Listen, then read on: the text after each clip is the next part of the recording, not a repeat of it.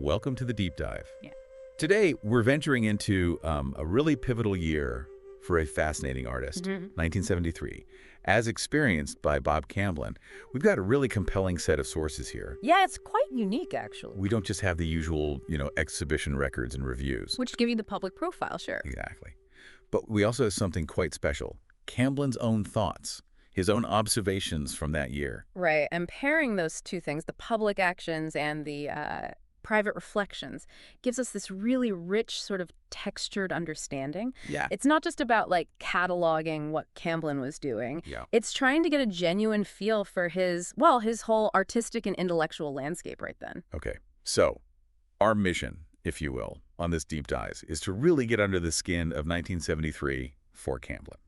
What were the defining elements, the key concerns, the fascinations, both in what he showed the world and, his internal stuff, his art, his philosophy? Okay, yeah. Where should we start? His environment, maybe? Good idea. Let's paint a picture of the environment that nurtured his creativity. Absolutely. Earl Staley famously described Camblin's studio in 1973. He called it a treasure tableau of the curious and outrageous. Wow. And he compared going in there to entering a wizard's den. So this definitely wasn't your typical, like, minimalist workspace. Not in the slightest. Yeah. There's this Houston Post article from the time, and it gives this incredible inventory. Picture this. Okay. Sharing space on his mantelpiece are a stuffed armadillo, a head from a wax museum, a penitent rattle, an ivory elephant's tusk, Good grief. and even stuff identified as dinosaur fragments. Dinosaur fragments. Seriously. Apparently. And that's just a sample. It also mentions rattlesnake skin and rattle, antlers, belts, fur, feathers, trade beads. I mean, it really conjures up this image, doesn't it? Yeah. A place just brimming with oddities. It really does. What's so striking about that collection is just the sheer diversity. Yeah. It suggests a mind, deeply engaged with the unusual, with history, maybe with a sense of the uncanny. These weren't just random souvenirs, probably. They likely acted as, like, catalysts for his imagination. Sparking ideas. Exactly, informing his artistic vision. You might even see a connection between all these diverse objects and the aura of magic the article mentioned. Right. The article does note that much of Camblin's work contains the aura of magic, which feels totally right when you imagine that studio. And Camblin himself is quoted as saying they all have magic snake skins that they sleuth off. What do you make of that phrase? Magic snake skins. That image, shedding magic snake skins, it's incredibly evocative, isn't it? Yeah. It could speak to that continuous cycle of artistic creation, maybe. This constant process of transformation. Ah, like shedding old ideas. Yeah, where old ideas or approaches are kind of discarded to make way for the new. Perhaps those collected objects, all that stuff in his studio, served as tangible reminders of this process. Like physical echoes of past creative phases. Exactly, little physical manifestations. Okay, shifting focus just a bit. There are connections to other artists, too. In 73, H.C. Westerman, Ah, Westerman. Great artist. known for his quirky, often handcrafted sculptures, right? He created his untitled first peanut sculpture that year. Okay. Now, this might seem like just a detail, but Camblin actually listed Westerman as one of 5 influential artists. It was on an unfinished lithograph. Oh, interesting. What's a lithograph, for those maybe less familiar? Right, it's a printmaking technique. You draw on a stone or a metal plate, and it allows for these really rich tonal variations. Gotcha. And listing Westerman like that, that's really telling. How so? Well, to explicitly name him points to a genuine artistic kinship, wouldn't you say? Yeah. A recognition of shared sensibilities, maybe, or approaches to making art. Westerman's work often had this playful but sort of underlying seriousness, like a homespun surrealism. Yeah, I can see that appealing to Camblin. Deeply, I'd imagine. It hints at this fascinating dialogue going on within the art community, even if it was maybe more internal for Camblin. Okay, so here's where things take a wonderfully peculiar turn. Uh-oh. What now? In 1973, Camblin starts signing notes and letters with these 2 distinct Santa Claus-inspired personas. Hair of cloth. Yeah. One was Cindy Claus, basically an upside-down Santa where the beard becomes hair. Okay. Weird. And the other was just the traditional Santa, the bearer of good tidings. Yeah. What do you make of this playful duality? Huh. This deliberate embrace of contrasting personas, it's wonderfly intriguing. Right. Cindy Claus, the inverted Santa, that could represent something more mischievous, maybe, Yep. or unconventional. A playful subversion of expectations. Contrasted with the traditional Santa. Exactly. It suggests this fascination with opposing forces, maybe light and dark, seriousness and whimsy within his own identity, perhaps, or his art practice. It's really curious. It really is. It makes Yeah. you wonder, doesn't it? Do you see that kind of playful exploration of duality in, well, in other creative fields or even personal expression? That's a good question. But while all this intriguing internal stuff was happening, 1973 was also incredibly outward-facing for Camblin. Exhibitions galore. Oh, yeah. How many? He participated in a remarkable 15 shows. 15 in 1 year. 15, including 3 right in New York City. Wow. Okay, that scale of activity. That surely indicates growing recognition, right? On a much broader stage. Definitely. 15 shows. What do you think was driving that? Was he pushing for more exposure, or was there just this surge of interest in his work? That's a great question. 15 is, Huh. yeah, significant. And the fact that 3 were in New York, the art world hub, that strongly suggests his work wasn't just getting more visible, but it was actively engaging with a more diverse, maybe more influential audience. It feels like a potential turning point in his career. Let's maybe tick off a few of these specific shows. Sure. He was part of Made in Houston at the Louisiana Gallery. That connects him with other notable Houston artists, Pat Colville, Earl Staley. Right, his collaborators and contemporaries. He was also in 20th Century Drawings, which did a museum consortium tour starting in Amarillo. So involvement in the regional scene, too. Yeah, those regional shows kind of underscore his roots in Houston, while also positioning him within this larger conversation about contemporary drawing across Texas. So he's active locally and more broadly. But then we see this leap. Major national exposure. Okay. He was included in American Drawings 1963-1973 at the Whitney. The Whitney Museum in New York. Wow. Yeah. Showcasing Trotline Memorial and Backyard Spiral, and notably Brick Alexander, Inc., a New York gallery, handled the loan. That's significant. And Trotline Memorial was even illustrated in the catalog. That's major validation. Absolutely. Being picked for a Whitney show, especially one focused on American drawing from that whole decade, that puts his work right alongside the big names. Right. And the gallery involvement, the catalog illustration, it strongly affirms that growing recognition, no doubt about it. And the Whitney wasn't his only New York gig that year. Oh, there's more. He also showed in Extraordinary Realities, again at the Whitney, Okay. with a piece called Drawn Dry. And that exhibition traveled afterwards, so it reached even more people. Extending its reach, yeah. Furthermore, he had a show called Hand-Colored Prints at the Brooke Alexander Gallery. The same gallery that loaned the work to the Whitney? Exactly. Featuring his etching with watercolor, Roundup, Sea King the Longhorn. I Ching, remind us. Right. It's that intaglio printmaking technique where lines are bitten into a metal plate with acid. Got it. And interestingly, the catalog lists Camblin himself as the printer for his own work under the name B&J Holding Co. B&J Holding Co. Who's that? We'll get to them, I bet. But him being listed as the printer, that's fascinating. Yeah. What does that suggest to you? It highlights his hands-on engagement, doesn't it? With the actual printmaking process. A commitment to the craft, maybe a desire for more control over the final piece. Makes sense. And being in Extraordinary Realities on top of the American Drawing Show, it really cements his presence on that national stage. Puts his work right into discussions about, like, the surreal and the imaginative. Okay, back in Texas, he had a solo show at the Contemporary Arts Museum in Houston in August. A solo show at the CAM Houston, that's significant local recognition. Big time.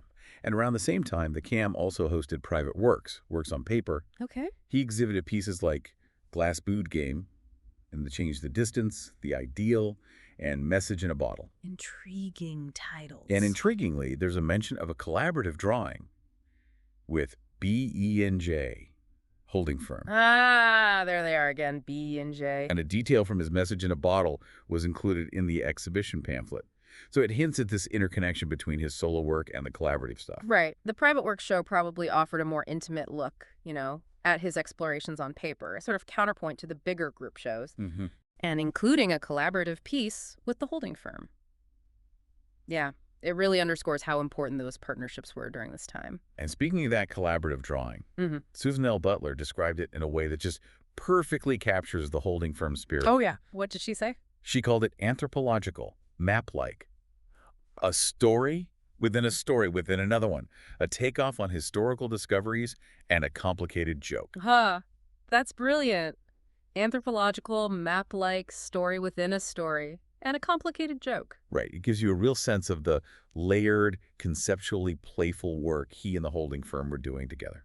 That description perfectly encapsulates it, I think. That sense of intellectual playfulness that seems to define their collaborations Mm-hmm. suggests a shared interest in narrative, in history, and maybe a certain amount of artistic mischief, creating stuff that was visually interesting and conceptually rich. So the holding firm, that's Camblin, Earl Staley, and Joe Tate. The BE&J, Bob, Earl, and Joe. Got it. They were clearly a vital part of his whole artistic ecosystem in '73. Yeah. They did this amazing poster for KPFT's radio guide. KPFT, the radio station. Yeah. It featured this fantastic image, Botticelli's Venus, but she's covered in drawings and doodles, Nice. or infinity symbol glasses, and stamped with their collective name. The image itself just speaks volumes about their energy, right? Irreverent, visually dense, playing with pop culture. That KPFT poster sounds like a perfect visual representation of their whole collaborative vibe. Well, A blend of high art and maybe lowbrow humor shows they were willing to engage a broader audience in unexpected ways. They also contributed a piece as a door prize for Artists for Pacifica. Ah, supporting the community. Yeah, illustrates their commitment to the local art scene, supporting other artists. Good stuff. And they were actively planning seminars at their studio on Montrose Beale-Vidi. The focus. Real art as a total life experience. Real art as a total life experience. Mm-hmm. What do you think they meant by that? That's what I was wondering. Maybe art wasn't just something you did in the studio. Right, maybe it permeated everything, their lives, their interactions, maybe even how they thought about teaching. Could be. The seminars suggest they wanted to share that philosophy, connect with people on a more personal, holistic level, blurring the lines between making art and just living. They even undertook a collaborative portrait, Fanny Goldfine-Benton. It really paints this picture of a dynamic, fertile period for them as a group. Definitely sounds like it. And they even put out a formal news release announcing the opening of their private studios for art study. Wow, setting up their own sort of school. Seems like it, though the venture apparently only lasted about a year. Okay. Still, it really shows this group of artists actively trying to shape their own environment, right? Create their own educational opportunities outside the usual structures. Absolutely. This initiative speaks to their, entrepreneurial spirit. Yeah, and dedication to fostering art learning outside the usual academic paths. The fact it was short-lived, well, maybe highlights the challenges of sustaining those independent models. But it definitely underscores their proactive approach. Okay, so amidst all this external buzz, the shows, the collaborations, there were also really significant personal and professional shifts for Camblin himself in '73. February 26th was the last day he and Staley worked in their shared studio on Oakley Street. Ah, the end of an era for that shared space. Yeah. He then moved into his own dedicated studio space at 519 Sol Ross. What do you think prompted that? Moving towards a more independent workspace? It likely signifies a transition, yeah, towards greater autonomy in his own creative practice. Success. I mean, the shared studio was clearly this hub of collaboration, shared energy. Right. But getting his own dedicated space would provide, a more solitary environment for focused individual exploration. And it wasn't just a new studio space. He, Staley, Tate, and others started building this ambitious thing. A 3-story tower in his backyard. A 3-story tower in the backyard. Yeah. Staley even filmed the process on Super 8. That's incredible. It's a testament to their continued collaborative energy, isn't it? Even with Camblin getting his own studio. Totally. The tower construction, it feels like a powerful symbol of that enduring spirit, their shared desire to not just make art, but to actively build the physical world that supports their artistic lives. It's that total life experience idea made real. Exactly, a tangible manifestation of it. Professionally, this was also a year of huge transition. He moved into a visiting artist role at Rice University. Okay. And crucially, the '73-'74 academic year was his last year teaching there. Ah, so he decided to leave teaching. He made that significant decision, to dedicate himself fully to his art practice. That's a major turning point for any artist. Huge. What do you think drove that commitment? To focus solely on the art. It must have been a powerful pull. Leaving the relative stability of teaching to commit entirely to your art.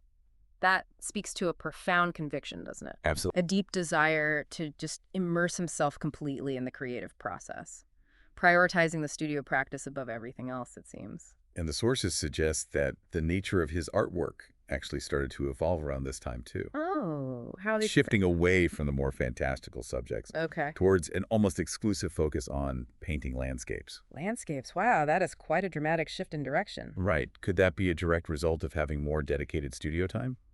Or maybe a reflection of his changing internal landscape? It very well could be both. This shift to landscape painting, it might reflect a desire for a different kind of engagement with the world, maybe. After a period of those more imaginative, surreal explorations, landscapes could have offered a new way to observe, perhaps. A more direct connection to the physical environment. Maybe even a form of, like, visual meditation. Interesting. Now, to really dig into the why behind these changes, Mm-hmm. we have access to Camblin's own personal reflections. From this document, Bob Camblin quotes and other mysteries. Oh, fantastic. His own words. Yeah. And there are so many fascinating snippets here that seem to resonate with this whole period of transition. For instance, he writes, look into the atom, you get what you need. Look into magic, and you get what you need. Okay. Philosophy and art are in both. What strikes you about that juxtaposition? That quote, it reveals this fascinating duality in his thinking, doesn't it? Yeah. A recognition that both, like, scientific inquiry and more intuitive or mystical approaches can offer valuable insights for art, for philosophy. It echoes that aura of magic idea from earlier. Beautifully echoes it, suggests a mind totally comfortable navigating both the rational and the seemingly irrational. He also notes, I will stick with common sense and try for the perfectly average view of the universe. Perfectly average. That sounds unlike him based on the studio description. Well, wait, he continues. I think that will let me enjoy miracles on both sides of science and magic, and the nuances of the smear between the whiteness and the blackness. Ah, okay. That makes more sense. It seems like this desire for balance, right? Yeah. And appreciating the subtle complexities. That's a wonderful way to put it. Seeking equilibrium. Finding wonder not just in the extraordinary, but in the everyday, too. And embracing those nuanced ambiguities rather than sticking to rigid extremes. You can almost see how that perspective might lead him towards landscapes, finding profound beauty there. Absolutely. Finding complexity in the seemingly straightforward. We also find reflections on the essence of art itself. Mm-hmm. He says art is not just images. Okay. Art for art's sake has become art for life's sake, or art for my sake, or art for survival's sake. Wow. That feels like a really personal declaration. Yeah. About the significance of art in his own life. Doesn't it? It suggests moving away from a purely aesthetic, maybe detached view of art towards something much more personal, vital even. His way of making sense of the world. Or, yeah, maybe even a means of personal survival in a broader sense. And on the creative process, which can be so elusive, Mm-hmm. he offers this intriguing thought. Step off the train of thought to find the power that is no power, to do the work that is not work, to laugh the true laugh, bending is not bowing. What do you get from that? It's a bit paradoxical. It sounds like a call for a more intuitive approach, maybe. Less forced creativity. Like finding flow. Yeah, pursuing that flow state where effort feels effortless. And maybe finding a sense of inner strength that doesn't mean conforming to external pressures. Bending is not bowing. Right. A more authentic creative journey. Less consciously controlled, perhaps, yeah. There are also broader philosophical ideas in his writings, Mm-hmm. distinctions between arguing and communicating, reflections on belief versus knowing. Mm-hmm. And this particular line stands out, especially thinking about his shift towards landscape. Find something in nature that completes you and then surrender. Oh, wow. That feels incredibly relevant, doesn't it? Right.